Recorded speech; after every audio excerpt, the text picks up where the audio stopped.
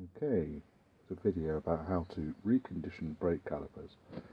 These are Lockheed units from a Range Rover Classic. This is obviously the one I've reconditioned. I've put new pistons, new seals and so forth in this unit. It's ready to go back on the car now. Is a unit that I haven't reconditioned yet. You can see it's covered in crud, to be quite honest. It works. There's no real problem with it, but periodically, it's alive, you need to replace seals and so forth, and I'll go through where they are. But one of the problems you get is, I don't know if you can see that on there, this is a piston that's come out of a caliper already reconditioned. There's like a chrome, where are we? You can see me on there. There's a chrome coating on this piston. As you can see, it's pitted, and then the moisture gets in there. You can see that quite clearly, and then it starts to rust, and then as it starts to rust, you find that the piston stick in the ball, but it sticks against the rubber seals inside the caliper. And as I take it apart, I'll show you what that is. So if you're taking the caliper apart to fit new seals, and you find the pistons look like this, you basically need to replace them. So what I do is I buy new pistons. And there we are, you can get them. They're not particularly expensive. To be honest, the sort of generic pistons do the job. They're steel, chrome plated. You can get stainless steel units, they cost a lot more. And to be honest, if this fella lasted this long, and this is about 20 years old, and it still worked. You can see the shape of it. It's only really the outer seal that would have caused a problem. But with new pistons, with new seals, it will stop the pistons from seizing inside the cylinder. You can see the piston in there. It's pushed right in at the moment, but it stops it seizing in. So when you push the brake pedal, the piston comes out and then goes back in nice and easily, and allows the brakes to back off, which makes everything a bit more efficient, like it was originally designed to do. So the plan: first of all, chuck this in the blaster, one blasting unit, and get rid of the worst of the crud off the outside of it. Then we'll split it. So we've got two big bolts, 5/8 or whatever they are, on the outside. We'll split the caliper into two halves. There's no reason why you can't really do this if you know what you're doing. Inside, in between the two halves, the joints here, you'll see a small rubber seal that seals the unit from one half of the caliper to the other. Because obviously you've got the bleed nipple, and then you've got the brake pipe. So obviously the brake fluid comes in to this unit here, and pushes this piston out, and obviously there's a channel through here or through here, we'll find out when we take it apart, that will push this piston in. This is a twin piston caliper. Some of them just have the hydraulics on one half and then some sort of sliding mechanism, so the caliper moves around as well. This one's designed to be bolted firm to the axle. So take the pads and shit out of that. You can see the pistons are pretty chewed up, but to be quite honest, a lot of that's just going to be dirt. Because we're going to be using the blasting cabinet, as you can see, it's hooked up to my nice sexy compressor. This is the stuff we're using. It's basically ground glass, but it's probably not particularly sensible to breathe that shit. And the idea is, you pop your item in here. You've got nice big long gloves and so forth. Now this particular unit doesn't have its own air extraction system, so I tend to use a vacuum cleaner specifically for the purpose, to suck all of the dust and so forth out of the machine. It helps when you see, obviously visibility can be quite limited through this plastic screen here, but once it's all in there, the light's on, and the vacuum cleaner is sucking stuff out. And brilliant other things you want to watch out for: decent face mask. Okay, you get these crappy things down here, these paper masks. They're great when you're drilling holes in a piece of wood. They're not particularly good when you've got glass dust and so forth buzzing around. So decent quality mask, look after it. Lung disease isn't particularly pleasant. Eye goggles, quite useful. Ground glass doesn't really mix with your eyes that well. I wear glasses, these fit over the top. You can do other kind of safety glasses like these, but these tend to allow air and so forth to go past. So let's look at it. Right, vacuum's on inside the glass unit. So let me just balance that on there, camera phone, and then what we'll do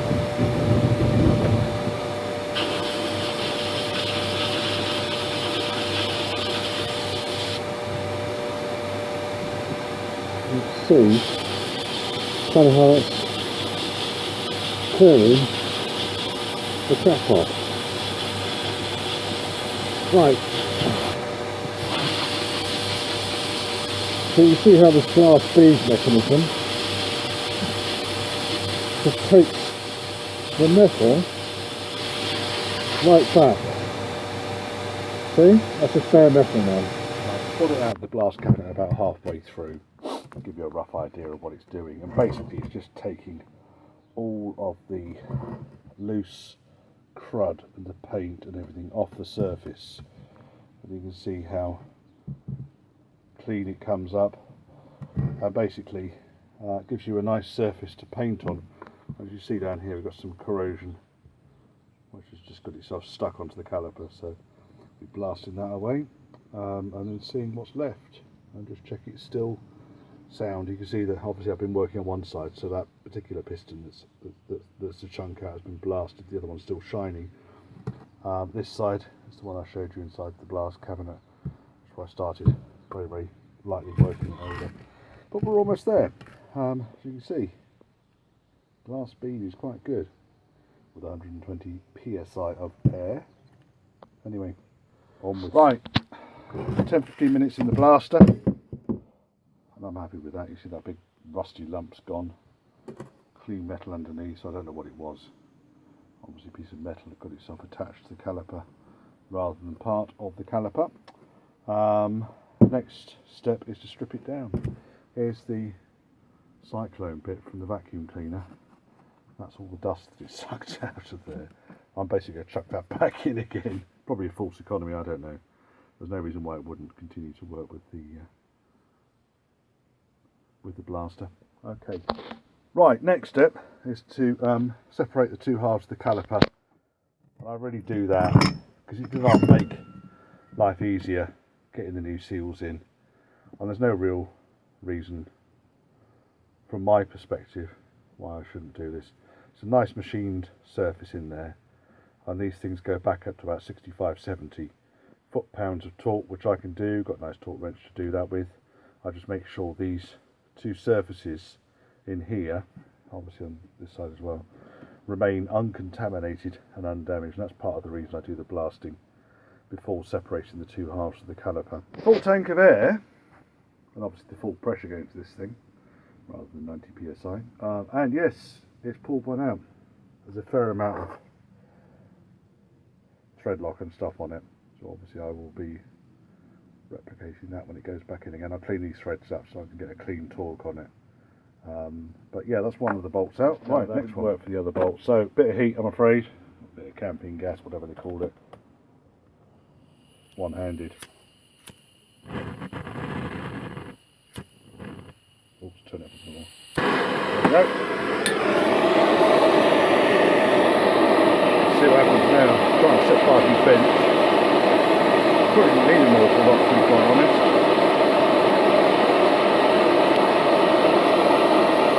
We'll work on the bottom half because that's where the thread is. A bit of brake fluid on here still.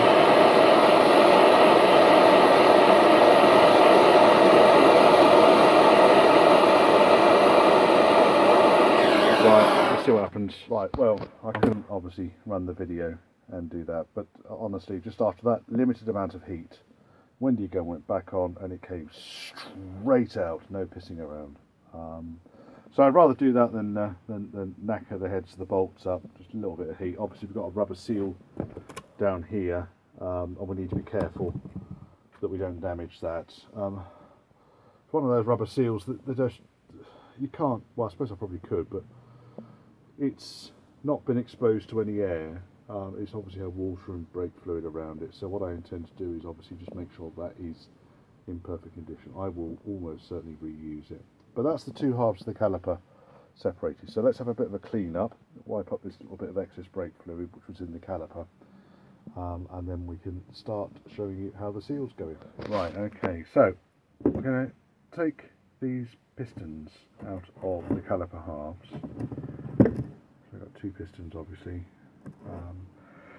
The way I found easiest to do this metal ring you can see here is actually it's exactly like one of these things, just a metal ring that sits around the outside of the caliper, and I find the easiest way is to sacrifice that ring. New ones come in the kit anyway, they're a bit of a bastard to fit. But if you can take that out, there is a small seal underneath it, and then that leaves just one seal holding the piston in. You may then find, using a pair of pliers, you can pull the piston out. The alternative is to use a blowgun in there, but you want to be careful. 120 psi, that comes out about Mach 2. So once it starts to move, there's quite a lot of pressure, and obviously there's brake fluid in there as well. I've got no real desire to spray the inside of my shed with brake fluid. Right, so we'll try taking this out to seal out first of all. I'm going to have to stop the camera each time I do this because I haven't got a selfie stick or any of that shit. Oh, I did burn my worktop. Look at that. Right, okay. Let me get that out first of all. So all I really use, thin flat blade screwdriver in there, tap it in with a hammer, lever it out. So having got that rubber mallet on the edge of that seal there, I'm just going to give it a lever. It goes out of focus, look at that. Right, so there's the seal. It's out with its metal retainer. So you can see here, this seal, I mean you can't see it, I can feel it, this seal is pretty knackered. It feels rough and it feels well worn, so it's probably about time, you can't really see it because it's out of focus, it's about time that seal was replaced. Now that only acts as a dust seal. You can see the lip in there that it sits on, so the trick now is to find out, rubbish in there for recycling later on, see if that will come out, otherwise we'll have some fun with the air gun. Okay, so Mr. Pliers first of all.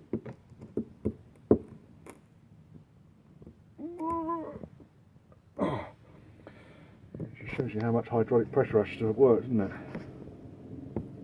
It's stuck against its original seal. What we may have to do, I think, is get the air gun on this, not the air gun, the air blower on this. Make life interesting, shouldn't it? Right, what I do when I use the blower, I've got a nice G-clamp here, stops everything going medieval on me, and all I really do is just put that inside the cup, so that once it starts to move, it's not going to go flying, okay? So obviously clamp it down. So let me do that, and I'll restart the video. Spaghetti's just going to have to come into play again, I think. Right, that'll do it. So really all we're doing here now is we just got a little bit of, let's see,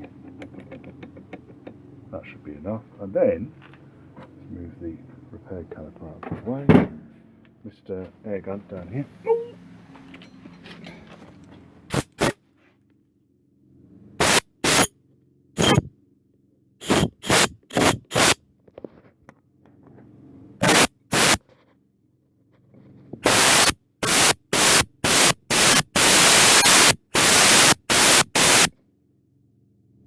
Now, sorry guys.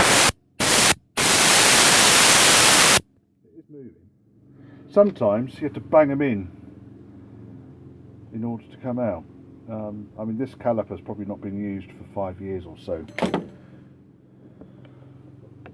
Obviously decided it doesn't want to play today.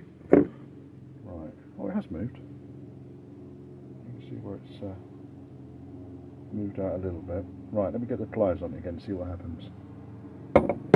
Might have to get the big pliers. Okay, so one piston absolutely refuses point blank to shift. So what I've done reassembled the two halves of the caliper. I've got one of the pistons sort of 3/4 of the way out, and what I'm going to do is apply air into the little hole.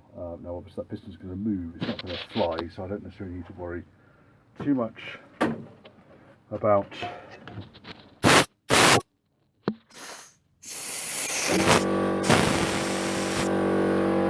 I didn't video any of that. What an arse. Basically we got both the pistons to move, so pretty much as I said, we got one piston to move, reassembled the two halves of the caliper, clamped the piston that was free with a nice G-clamp so it didn't go any further, which gave then the second piston enough room to work. Used my air blower in the brake pipe hole, pushed it in nice and hard and gave it 120 psi, and the second piston slid straight out. You missed it, unfortunately, but it was fun. I enjoyed it anyway. Right, okay, so what I'm going to do now is I am going to disassemble this caliper again, and we'll see what happens next. So, two halves apart, and that piston should come out now with a little persuasion from my persuader. God's teeth, it's still pretty tight. Right, with the pliers in the end, as you can see, there's a lot of gank in there. This, kids, is why you need to change your brake fluid regularly. I didn't own this car the whole of its life, but you can see the other black seal in there. Any more seal tricks? A little bit of brake fluid in the bottom there, which I'll clean out. So I'll get these two stripped, and then we can put the new seals in. Right, so both pistons are now out. This was the one that moved easily, and you can see where it had been sitting for some time. Nice big rusty patch on there. The bore itself, okay, the other one was a right bastard. I had to get the pipe wrench on it. I got it out, as you saw, a centimetre or so, but then really had to work at it, and you can see this piston really is in quite a poor state. I mean, okay, you can ignore the scuff marks that were me pulling it out, but it really does kind of suggest that this piston was sticking quite badly, which would have either meant the pad on that side, on the outboard side of the disc, wouldn't have moved at all, or if it had have done, may not have returned, which would have caused then the brakes to overheat and so forth. So good job we're reconditioning this caliper, isn't it? There you go. Started. Right, okay, so first thing, red rubber grease, smear it around inside the caliper. Obviously your hands are clean, you've cleaned the caliper. Don't be shy with this stuff, it's compatible with brake fluid. It works a treat. Okay, so that's the first thing. The next thing, get your new rubber seals. Two different seals you'll get in the box. One's got nice stripes on it. One has got a V cross section. The red stripe one is the one that goes inside the piston. Piece of cake to install. Pop it into the slot. Work it around. And it's in. Okay, so that's that one. Next, take the new piston. Nice and clean. If you use existing pistons, make sure there's no rusty scabs on them. So for instance, a rusty scab that renders that scrap. It's a nice piston. Should be able to push it in using your fingers, just hand pressure. There it goes. Next, we take the metal ring and the dust seal and assemble those two together. Okay. Again, a little bit of red gloop. You can wipe the stuff off the outside, of course, afterwards, but the idea is this stops it rusting. So once that's in, just slide it over the top of the piston loosely and push it so it's almost in. Now, the trick with getting that metal ring to seat, like that one has done, is to push it in evenly. So what I do is mount in a vise, such as this one here. use a nice metal plate, such as this one here, which is just about the right size, and a G-clamp. So, I'll just turn this so you can see. When you, that's not actually Laurel and Hardy, when you apply force to the caliper, the idea is that you want to be able to push the piston in at the same time, and when the piston goes almost all the way in, it starts to push the seal in. Now what you need to do is to push the seal in all around. You notice I'm repositioning the G-clamp to get different parts of the seal, and you can feel it click as it goes in to the edge. And that is pretty much it. You can see the seal has got into the slot nicely. Okay, so new seals and everything in both halves of the caliper. Come on, work, work, work. There we go. New seals in both halves of the caliper. Done that. So we just need to clean that machined face there and there. A little bit of red gloop on there just to, I guess, seal it. Perhaps I should go to get a dry rather than gloop actually. I will assemble it dry because it was pretty dry when I took it apart. The bolts need to be cleaned, a little wire brush action on that, and then a little bit of cleaning around the O-ring that sits between the two halves. It's in good order, just needs a clean. And then we can put the caliper together, paint it, and end up with this one, which I prepared earlier. There you go, that's all ready to fit. And that's exactly the same as the one that I did earlier on. Okay, so that, and the kit, the rubbers kit, was about 20 quid I think, and that does a multitude of things. The pistons weren't particularly expensive because they're steel rather than stainless, so they worked at about 3 quid a pop, and the rest of it is really tools which you may have. I mean, if you don't have a nice blast cabinet and a nice air compressor, you could use a floppy disk or a wire wheel or something to clean the crap off the outside of the caliper. I like to use compressed air inside the device because obviously it's been in a blast cabinet. I don't particularly want glass beads in my braking system, so I've used the air blower right the way through the system to make sure everything is absolutely spotless throughout. So when it goes back together again, like this one here, the hydraulic system is clean, and I know it's clean, and I know I've got the wrong bleed nipple on there. I've got to get some short ones.